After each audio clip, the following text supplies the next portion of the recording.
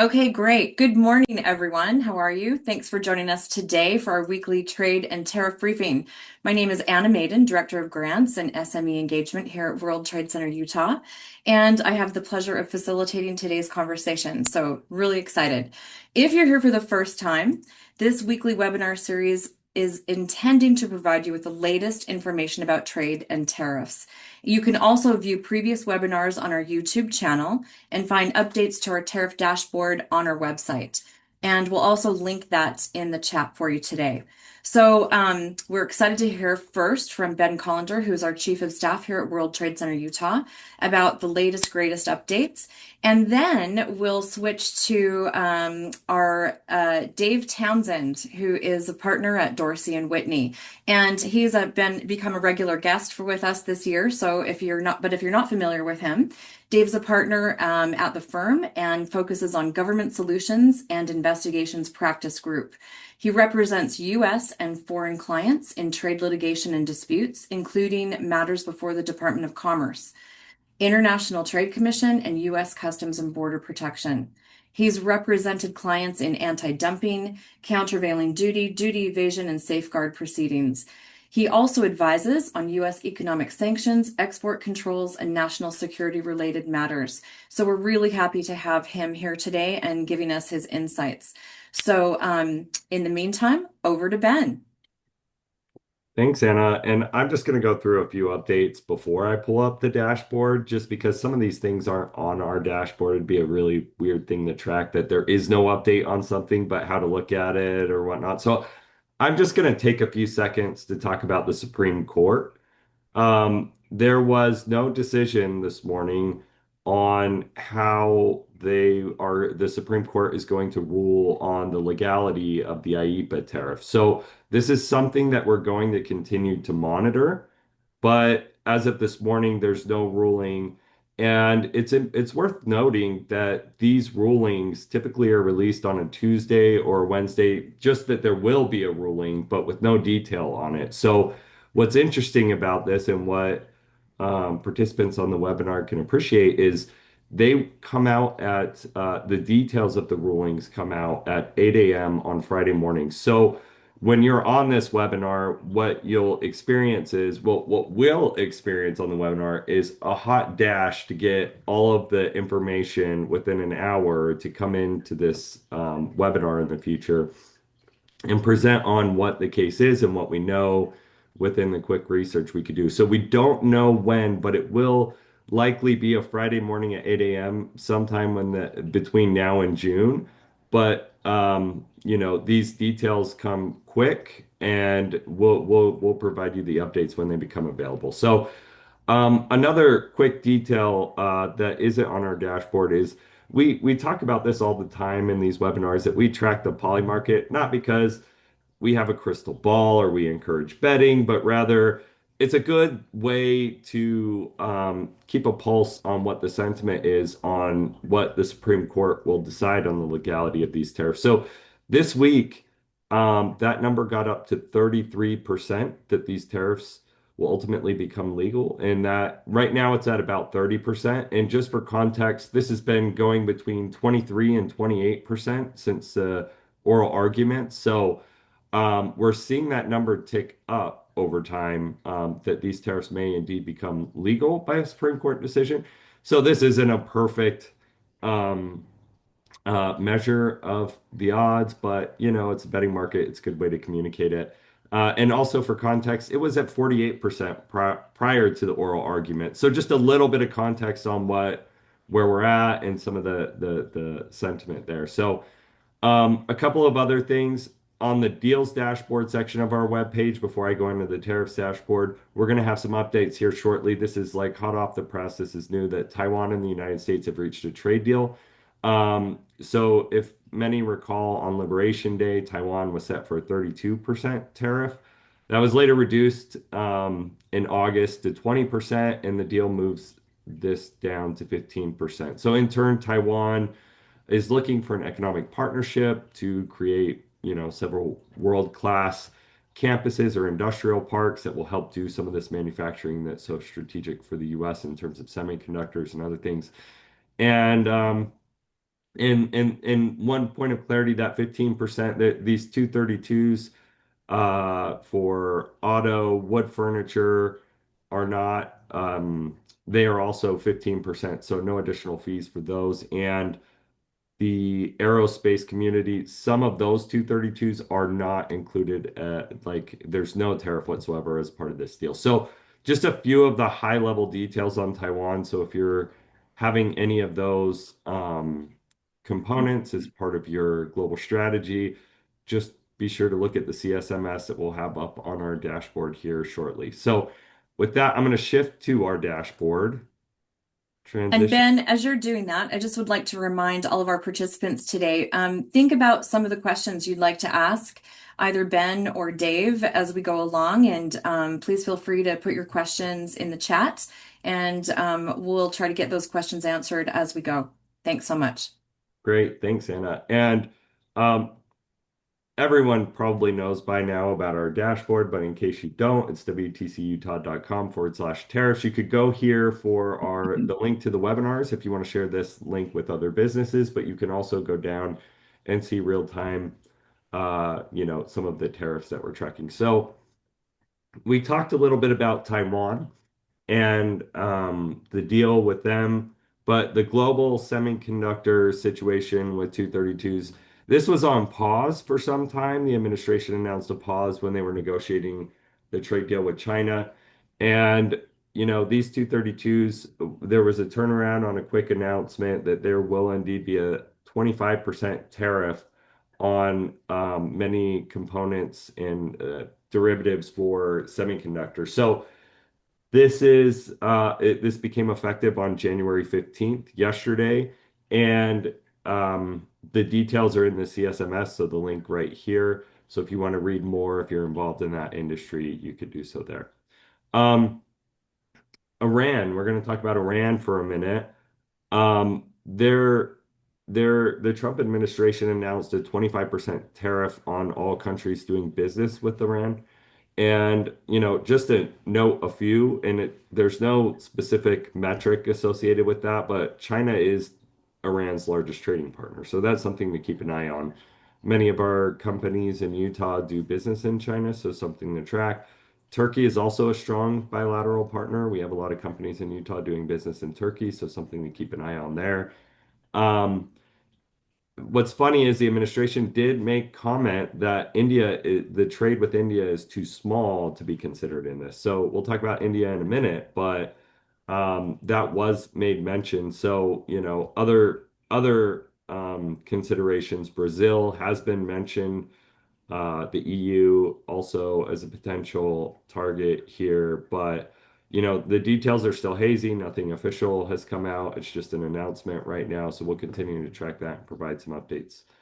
Um, one other item we did talk about Supreme Court and that they did not rule last week, but one thing we did not cover in great detail was the threat the Trump administration had for 500% tariffs.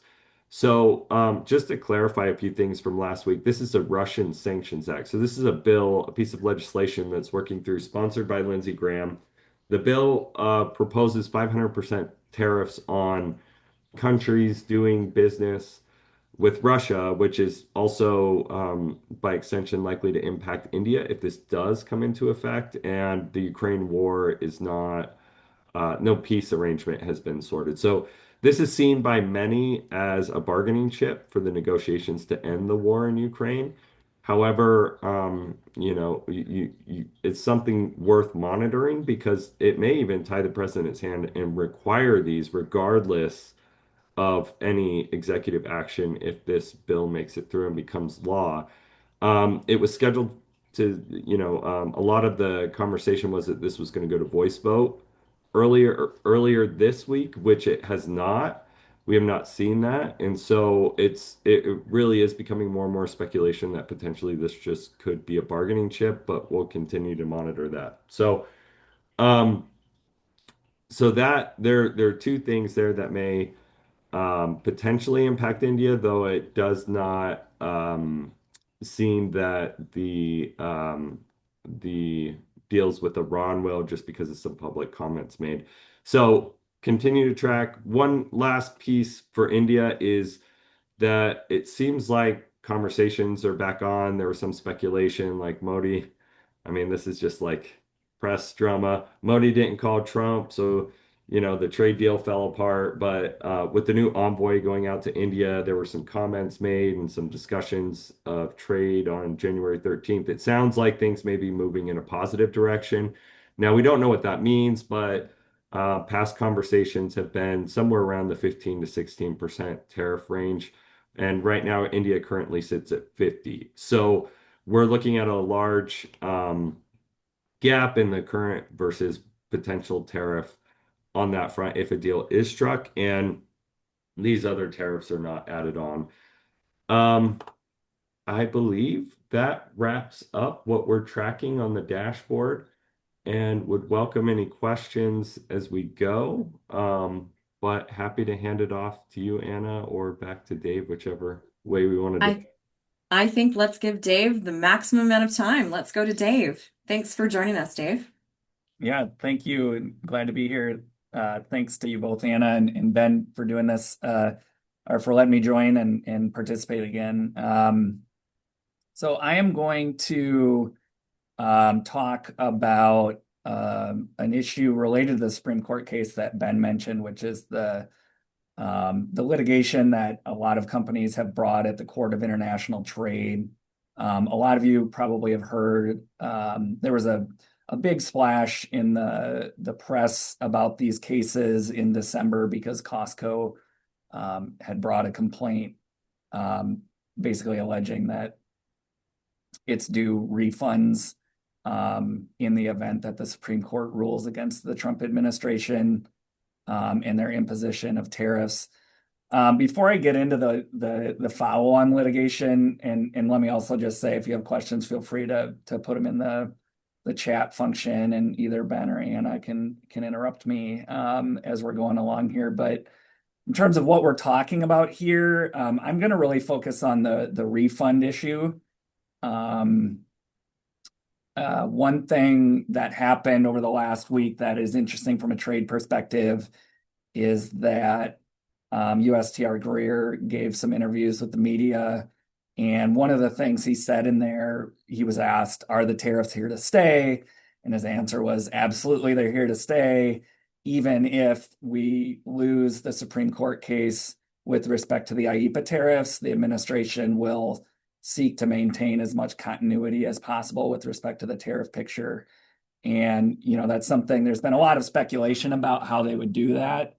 But I do think they have alternative authorities aside from IEEPA to impose across the board tariffs and then to sort of backfill everything with, Section 232 or 301 tariffs, including potentially on a global scale if they quickly rush through some investigations. So they've been planning for this. Ben mentioned the poly market. I'm sure since November 5th, people in the administration have been firming up their plans to replace IEEPA tariffs if necessary, if they lose the case. The other thing is the Supreme Court case only concerns IEEPA tariffs, so it doesn't concern 301 tariffs. It doesn't concern Section 232 tariffs, some of which Ben was just summarizing. So we're only talking about the reciprocal tariffs and the tariffs, the fentanyl-related tariffs that have been imposed on imports from Canada, China, and Mexico. So with all that said, I thought it might be helpful just for the audience here to give you a few stats on these refund cases that have been brought at the Court of International Trade. As of today, there's something like 1,300 to 1,600 companies who have brought cases at the Court of International Trade saying that they should be due refunds if the Trump administration loses at the Supreme Court. To put that number into context, and to be frank, I'm involved with companies, including at the Court of International Trade. We have filed a complaint. We're working on it for some other companies too. But we've also had clients who have we've talked about it and they've decided not to file cases. And so I'll sort of walk through the thinking on both sides here, about why you would want to consider a case, and then why you might not bring it. So there's, between 13 and 1,600 companies have brought cases as of today at the Court of International Trade, including Costco. I thought it was sort of funny that the Costco case made such a big splash in the media because they were something like the 300th company that had brought the case. But a lot of these companies, if you look through the Court of International Trade, you won't have heard of them. The United States in this litigation has pointed out that over 300,000 separate importers of record have paid IEEPA tariffs. So you can do the math, if there's 1,500 companies that have brought cases, there are still hundreds of thousands of companies who have not brought cases. I suspect that 300,000 number is inflated because it includes people who act as importer of record for things like FedEx shipments or UPS shipments or small parcels and things like that, which technically have to pay IEEPA tariffs under some circumstances and due to some changes that were made recently. But the bottom line is most companies haven't brought the case. Most companies have been content to just wait and see what the Supreme Court does. And I think that's a reasonable thing to do. I think companies were also nervous to begin with of the reputational and catching the attention of the White House in a way that they didn't want to do. So that's left people on the sidelines. From a legal standpoint, there's quite a bit of uncertainty, and I'm not going to go in too much depth on this about whether these cases are like legally necessary in the sense of if you're sitting on the sidelines, can you get a refund? I think a lot of people think the answer to that question ultimately will be yes. We don't know for sure. That will depend on what the Supreme Court says with respect to the IEEPA tariffs. There's a chance nobody will get refunds. One thing that came up in the Supreme Court oral argument was that Justice Barrett had asked counsel for importers, this looks like it's going to be a mess. Talk us through how this works if we find the tariffs are unlawful. And Neil Katyal said something like, well, you could just order prospective relief. And that would result in the $130 to $150 billion already paid in IEEPA tariffs being retained by the Treasury, and Customs would never be paying the refunds. So, there are a lot of companies that, at least to this point, have said they don't, that they're not, it's not clear that the cases are necessary to preserve their rights for refunds. The other thing is, and this gets into a technicality of U.S. import law, the import entries don't liquidate and final duties aren't assessed for about 10 months. If you go back, the tariffs began to be imposed, over the February, March, April timeframe.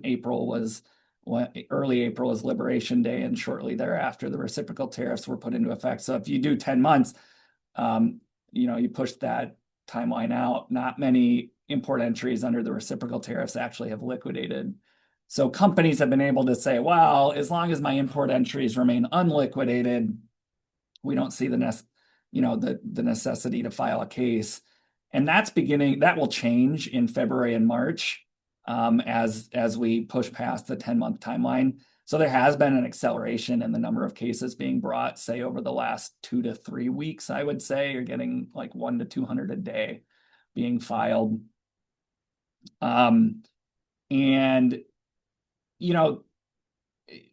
are all sorts of scenarios you can play out here with respect to whether refunds will be issued and to whom. But one thing that I think has pushed companies, aside from the liquidation issue, to bring cases is they're saying they're seeing the potential. There's this potential under the law where once the Supreme Court issues their decision, if Customs, depending on how Customs reacts, importers might be required to go through the protest process to get their refunds at that point. And so if you've brought a case before the Supreme Court issues their opinion, it's possible and conceivable that that will sort of accelerate your ability to get relief and refunds. Whether that's the case or not, I have a tough time speculating. But that does seem possible, the way the protest statute is written and the reliquidation statute is written. Dave, can I ask a Yeah, question? go ahead. So part of this is like, we've got businesses or people who talk to businesses on this webinar, and they may be weighing one way or another. I'm hearing things from you of like, yeah, the uncertainty on if it will make a difference is a big playing factor. The timeline of your imports, which may be the most important factor, and maybe a cost benefit analysis of legally filing the case. What do you see as when those businesses come to you and you're having this dialogue, what of those is the mo most important, you know, point, or is there something else that when a business is like, nah, I should probably consider filing? What do you see that tipping point for a business when they do come to you and you're having this discussion? Yeah, it's a great question, Ben. I mean, it is a cost benefit factor, or the weighing of a cost benefits for each company, which is different. The biggest factor is how much in IEEPA tariffs have you paid? That's, my first question. If it's a lot, then you start to say, well, okay, if you've paid a lot in IEEPA duties, um, the cost of bringing the litigation actually isn't that much, and it's not that much for a couple reasons. One, we're all filing the same complaints, copy and paste, you're ready to go. It's not quite that easy. But it's not like we're working from a clean slate here and having to create something new for a client. And also related to that, the cases are all stayed now at the Court of International Trade. Over the last 2 weeks, there's administrative order. So we can tell a client, like, look, if you bring a case, we're just getting in line, filing the complaint, and then nothing will happen. We Yeah. have to monitor, but there's really not that much cost associated. It's not like, you're in it for $100,000 if you want to bring a new case, at least not at this point. And when you say a lot, is there like a ballpark range? Like if a company, we for the foreign trade zone, for example, when we're talking about that with businesses, we're like, there are scenarios where this doesn't come into play, but we're like, if you're importing more than $1 million of goods, this is just roughly a good litmus test. Is there not 1 million in tariffs, but 1 million in goods, right? In total. Mm. And now that could probably be a lot lower because of all these tariffs. But in terms of the IEEPA tariffs, is there a good sort of metric or thought, or, is it, you know, different for every business? Really hard to answer. So when you say a lot, what would you say there? Yeah, I mean, I think if you're in the millions, that gets to be a lot. It's also a sliding scale depending on the size of the company, right? We work with some small to medium sized businesses where they could say, tens of thousands of dollars in IEEPA tariffs is a lot to us. So then that is weighed against the expected cost of litigation, which the bigger the numbers get, the more that sort of washes out to, like, it's pretty cheap to file the case relative to how much we might get back. Um, so it kind of becomes a calculus like that. Great. That's helpful. Thanks for letting me interrupt. Yeah, of course. And again, happy to take questions. We've got a few more minutes before we're done here. I'll just go into one sort of technical issue that's coming up in the cases. Also, these cases now have been brought by so many law firms that we are, you get the benefit of dozens of law firms coming together and thinking these issues through. The government has conceded that the Court of International Trade has the authority to refund tariffs even for already liquidated import entries. So a month ago, that was the big thing. Like if you wanted to avoid your import entries liquidating and the IEEPA liability becoming assessed as final from customs standpoint, then there was a rush to get in and get your case in. And now the Court of International Trade has denied preliminary injunctions for importers, saying if your import entries liquidate, you can get your money back because we can order it. So there's no urgent need to suspend liquidation and impose administrative burdens on the government. And the government has conceded that too, but right now there's kind of this debate about, okay, the government has said that the court has the authority to do it, but what if the government opposes the court actually doing that. And if the Trump administration loses and really wants to fight the importers, they might say, well, we concede that the court could do this, but we don't think it's correct or lawful or consistent with the Supreme Court opinion once it comes out for that to actually happen. And so the importers are seeking like the most, bulletproof, solid stipulation we can get. And the Trump administration is kind of, I don't want to say they're being cagey, but there is room for them to say, we think the court could do this, but we don't think the court should do this once they see what the Supreme Court says. And so those are the kinds of issues we're working through now, as well as, just scheduling issues and like when will importers have to sort of fight this in substance once the Supreme Court rules. That's where we are. But everything else is kind of on cruise control right now at the Court of International Trade. If you bring your case is automatically subject to the stay, and you just look at the World Trade Center dashboard and wait for news that the opinion comes out. And that's kind of all Hey, I have. So Ben, further questions or anybody else, happy to do it before we wrap up here. yeah, I was just going to say, I'm not seeing any questions in the chat at the moment, but if our audience or participants have something, please type it in there. And Dave, just wanted to ask you, are you able to share your details in the chat if some of our companies want to follow up with you, engage with you? Are you happy to put that in the chat? Yeah, absolutely. I'll put my email in here, and if anybody on the line has questions about the litigation or tariffs generally, I'm happy to chat offline. That would be great. And as Dave is doing that, I also just want to, before I forget, oh, there we go. Okay, excellent. Thanks, Dave. That's really awesome. I just want to, we still have a couple of minutes, but I just want to alert everyone who's on the call that we do have a special webinar coming up. I think Andrea is going to pop that into the chat in a minute on FTZ coming up on January 28th, I believe, and that would be a great one for all of you to join. There'll be discussion on how companies can join the FTZ program, which World Trade Center Utah administrates here in the state of Utah. It's a great way to mitigate some of those tariffs, but also it's a great tool for long-term planning and business expansion. So we'd love to invite you to that coming up. Yep, that just went into the chat. So please register for that. It will be fantastic. Our own Anna Wu will be hosting.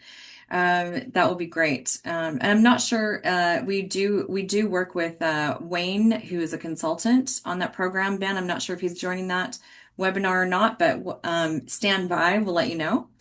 And Dave, thank you so much for your time today. That was really great information. Sometimes that gets a bit technical and confusing, and I think as people are on the fence, waiting for these decisions to come down, and waiting to make other decisions about their business, this is really good information to parse through. So thank you so much for your time and expertise today. Yeah, of course. Happy to be here. Thanks again.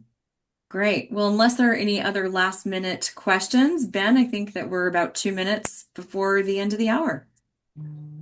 Sounds great. Sounds like a wrap. Okay. Thanks, everyone. Have a great long weekend and get some rest. Get outside or don't get outside. Watch the air. And thanks. We'll see you again next week. Thanks, Anna. Thanks, Dave.